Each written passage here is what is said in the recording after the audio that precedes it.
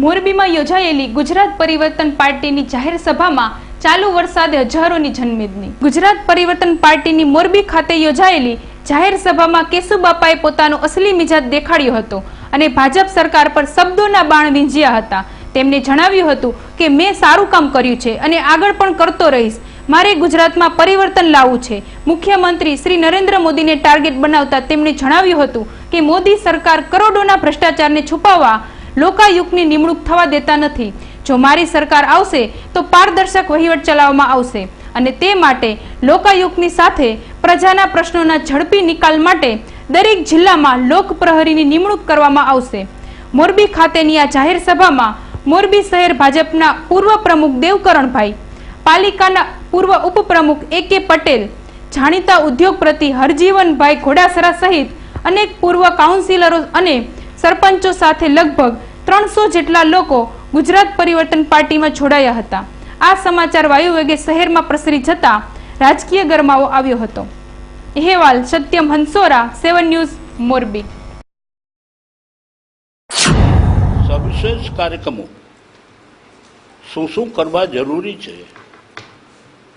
એ ગોઠવી અને સંમેલનનો દોર ક્યારથી ફરી ચાલુ કરવો પણ એ પહેલા અમારો વિચાર એવો છે કે વચ્ચે 20 દિવસ એક ધારો પ્રવાસ,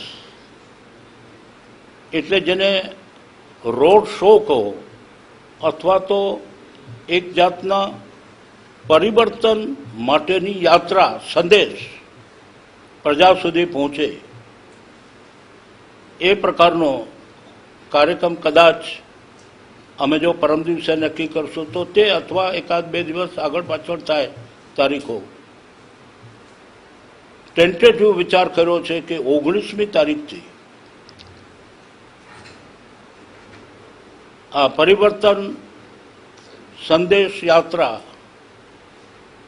એ શરૂ થશે અને જેની અંદર અમે બધા ભાગ લેવાના છીએ, જેમાં તમામ ગુજરાતના વિસ્તારો શક્ય તેટલા આવરી લેવા માટેની કોશિશ થશે। એટલો બધો ગેસ નીકળ્યો છે। હવે એ ગેસ જો નીકળ્યો હોય, આ બોલ્યા જ છે, તો પાઇપલાઇનથી અહીંયા લાવવામાં વાંધો શું હોય? તો આપણો ગેસ છે। અત્યારે અમને ગેસ મોંઘો આપે છે એવી જે દલીલ કરી રહ્યા છે કે ગુજરાતને ગેસ મોંઘો આપી રહ્યા છે, તો આપણો ગેસ લાવે અહીંયા? તમારી જ જાહેરાત છે, એ સસ્તો છે।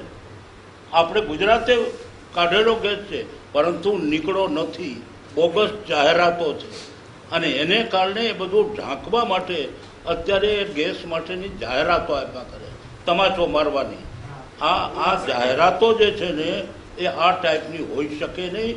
આપણે એમ કહીએ કે નરેન્દ્રભાઈ, તમે તમારા ગાલ ઉપર તમાચો મારો, તમે ગેસ આપ્યો નથી।